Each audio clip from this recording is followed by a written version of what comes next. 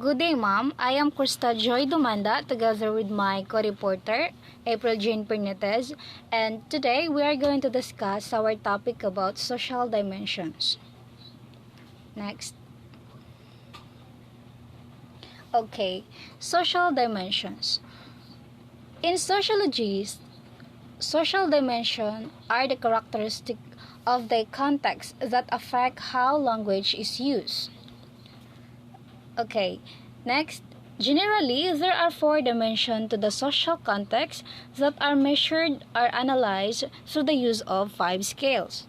So, first, social distance. Second, status. Third, formality. And the last one is functional, which includes a referential and affective function. Next. Okay, social distance. A social distance is an indicator of how well we know someone that we are talking to. Many languages have different pronouns and even decisions in their verbs based on how well they know someone. For example, in English, a person might say, "What's up?" to a friend. However, when speaking to a stranger, regardless of a stranger's status, a person may say something such as, "How are you?" So, the only reason for a change in language use is the lack of intimacy with a stranger as a compared to a friend. The second. Next. Okay, status. Status is related to social ranking. The way we speak to peers is different than how we speak to superiors. Friends are called by their first name, while a boss, in some culture, is always referred to by Mr. and Mrs. or Sir or Madam. Okay. The rules for status can be confusing. So frequently, we will refer to our parents as mom or dad, but never Mr. and Mrs. Even though Mr. and Mrs. is a sign of respect, it violates the intimacy of the relationship between a parents would be upset if their children called them a Mr. or Mrs. So that's all for my topic. Next will be April Jane. Stop na?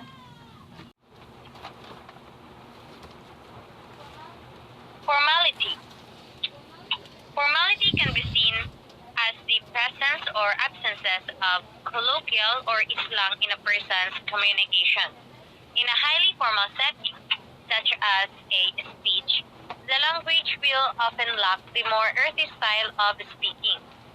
Constructions may disappear, idioms may be reduced, and etc.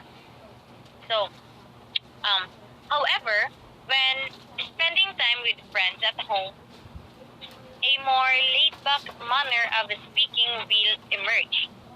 Once accents become more prominent, slang terms are permissible.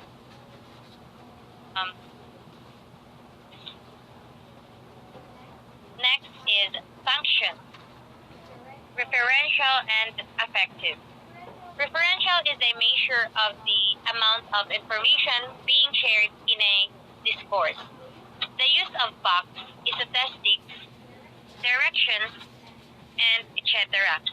Affective relates to the emotional content of communication and indicates how someone feels about the topic. For example,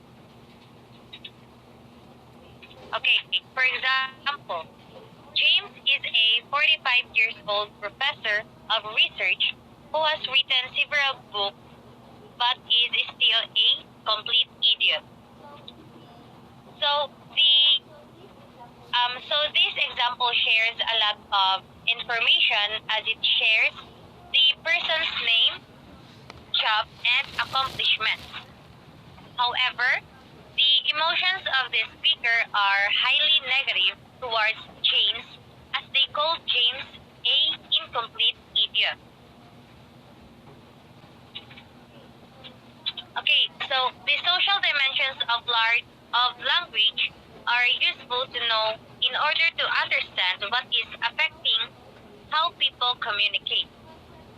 The concept behind the four dimensions impact how we talk, without most us knowing why or how. These can be frustrating, but also empowering us people to understand why they adjust to various contexts of language use. And that's all. That's all, Mom. Thank you.